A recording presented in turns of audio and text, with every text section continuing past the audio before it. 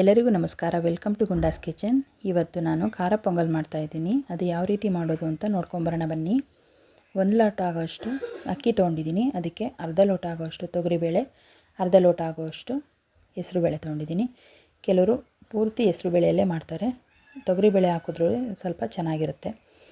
ಇದಕ್ಕೆ ಇವಾಗ ಉಪ್ಪು ಹಾಕ್ಕೊಂಡು ಅದಕ್ಕೆ ಸ್ವಲ್ಪ ಅರಿಶಿನ ಪುಡಿ, ಒಂದು 1/4 ಟೇಬಲ್ ಸ್ಪೂನಷ್ಟು ಸಾಕು ಅರಿಶಿನ ಪುಡಿ ಹಾಕ್ಕೊಂಡು ಅದನ್ನು ಒಂದು ಸತಿ ಮಿಕ್ಸ್ ಮಾಡ್ಕೋಬೇಕು. ಹೆಸ್ರು ಕಾಳು ಮೇಲೆ ಉಕ್ಕಬಾರ್ದು ಅಂತ ಒಂದು ಸ್ವಲ್ಪ ಆಯಿಲ್ ಹಾಕ್ಕೋಬೇಕು. ಆವಾಗ ಹೆಸ್ರು ಕಾಳು ಕೂಗಿಸ್ದಾಗ ಮೇಲ್ಗಡೆ ಎಲ್ಲ ಇದಾಗಲ್ಲ, ಅರಿಯಲ್ಲ ನೋಡಿ. ಇವಾಗ ಲಿಡ್ನ ಕ್ಲೋಸ್ ಮಾಡಿ 3 ವಿಸಲ್ಸ್ನ ಹಾಕಿಸ್ಕೋಬೇಕು. ಎರಡೂ ಚೆನ್ನಾಗಿ ಕುಕ್ ಆಗಬೇಕು. ತೊಗರಿಬೇಳೆ ಮತ್ತು ಹೆಸರು ಬೇಳೆ ಸಾಫ್ಟ್ ಆದ್ರೇ ತುಂಬ ಚೆನ್ನಾಗಿರೋದು. ಇವಾಗ ಒಗ್ಗರಣೆಗೆ ಏನೇನು ಬೇಕು ಅಂತ ನೋಡ್ಕೊಂಬನ್ನಿ. ಈರುಳ್ಳಿ, ಶುಂಠಿ, ಬೆಳ್ಳುಳ್ಳಿ, ಹಸಿಮೆಣಸಿನ್ಕಾಯಿ ಮತ್ತು ತೆಂಗಿನಕಾಯಿನ ಪೀಸ್ ಮಾಡಿ ಎತ್ತಿಟ್ಕೊಂಡಿದ್ದೀನಿ. ಇವಾಗ ಪಾತ್ರೆಗೆ ಎಣ್ಣೆ ಬಿಟ್ಕೊಂಡು ನಾನಿಲ್ಲಿ ಕೊಬ್ಬರಿ ಎಣ್ಣೆ ಬಳಸ್ತಾ ಇದ್ದೀನಿ. ಅದಕ್ಕೆ ಸಾಸಿವೆ, ಜೀರಿಗೆ ಹಾಕ್ಕೊಂಡು ಚೆನ್ನಾಗಿ ಫ್ರೈ ಮಾಡ್ಕೋಬೇಕು. ಇವಾಗ ಹಸಿ ಕಾಯಿನ ಸಣ್ಣದಾಗಿ ಪೀಸ್ ಮಾಡಿ ಇಟ್ಕೊಂಡಿದ್ದೀವಲ್ಲ ಅದನ್ನು ಹಾಕ್ಕೊಂಡು ಚೆನ್ನಾಗಿ ಫ್ರೈ ಮಾಡ್ಕೋಬೇಕು. ಅದು ಸ್ವಲ್ಪ ಗೋಲ್ಡನ್ ಬ್ರೌನ್ ಆಗಬೇಕು. ಅಲ್ಲಿವರೆಗೂ ಫ್ರೈ ಮಾಡಿದ್ರೆ ತುಂಬ ರುಚಿಯಾಗಿರುತ್ತೆ. ತಿನ್ನೋದಕ್ಕೆ ಮಧ್ಯ ಮಧ್ಯೆ ಸಿಕ್ಕಿದಾಗ ತುಂಬ ಟೇಸ್ಟಿ ಅಂತ ಅನಿಸುತ್ತೆ. ಇವಾಗ ಹಸಿಮೆಣಸಿನ್ಕಾಯಿ, ನಿಮಗೆ ಖಾರಕ್ಕೆ ಎಷ್ಟು ಬೇಕೋ ಅಷ್ಟು ನೋಡಿಕೊಂಡು ಹಸಿಮೆಣಸಿನ್ಕಾಯಿ ಹಾಕ್ಕೊಳ್ಳಿ. ಮತ್ತು ಪೆಪ್ಪರು ಸಹ ಹಾಕೋದ್ರಿಂದ ಖಾರ ನೋಡಿಕೊಂಡು ಹಾಕ್ಕೊಳ್ಳಿ.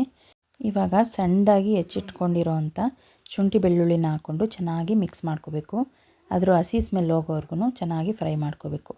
ಮತ್ತು ಇವಾಗ ಅದೆಲ್ಲ ಒಗ್ಗರಣೆ ಆದಮೇಲೆ ಈರುಳ್ಳಿನ ಆ್ಯಡ್ ಮಾಡ್ಕೋಬೇಕು. ಈರುಳ್ಳಿನ ಆ್ಯಡ್ ಮಾಡಿಕೊಂಡು ಅದು ಚೆನ್ನಾಗಿ ಗೋಲ್ಡನ್ ಬ್ರೌನ್ ಆಗೋವರೆಗೂ ಚೆನ್ನಾಗಿ ಹುರ್ಕೋಬೇಕು. ಒಗ್ಗರಣೆನಲ್ಲೇ ಹುರಿದ್ರೆ ತುಂಬ ರುಚಿಯಾಗಿರುತ್ತೆ. ಇವಾಗ ಅದು ಈರುಳ್ಳಿ ಕುಕ್ ಆಗೋಕ್ಕೆ ಸ್ವಲ್ಪ ಸಾಲ್ಟ್ ಹಾಕ್ಕೋಬೇಕು. ಸಾಲ್ಟ್ ಹಾಕ್ಕೊಂಡು ಚೆನ್ನಾಗಿ ಫ್ರೈ ಮಾಡ್ಕೋಬೇಕು. ಈ ರೀತಿ ಕಡಿಮೆ ಫ್ಲೇಮಲ್ಲಿ ಮಾಡ್ಕೊಳ್ಳಿ, ಸೀದೋಗೋ ಥರ ಮಾಡ್ಕೋಬೇಡಿ. ಕಡಿಮೆ ಫ್ಲೇಮಲ್ಲಿ ಮಾಡಿಕೊಂಡ್ರೆ ತುಂಬ ರುಚಿಯಾಗಿರುತ್ತೆ. ಇವಾಗ ಮೊದಲೇ ನಾವು ಕೂಗಿಸಿ ಎತ್ತಿಟ್ಕೊಂಡಿದ್ವಲ್ಲ ಹೆಸರುಬೇಳೆ, ಅಕ್ಕಿ ಮತ್ತು ತೊಗರಿಬೇಳೆನ ಅದನ್ನು ಆ್ಯಡ್ ಮಾಡ್ಕೋಬೇಕು.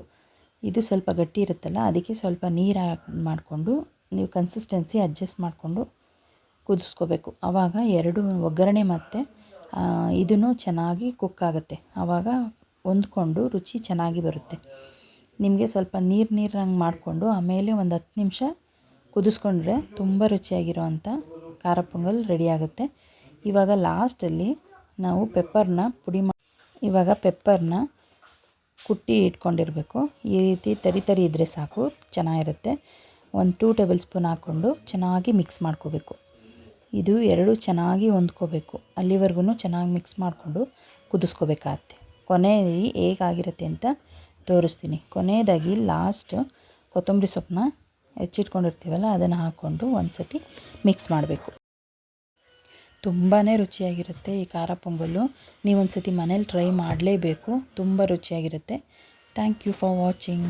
ಬಾಯ್.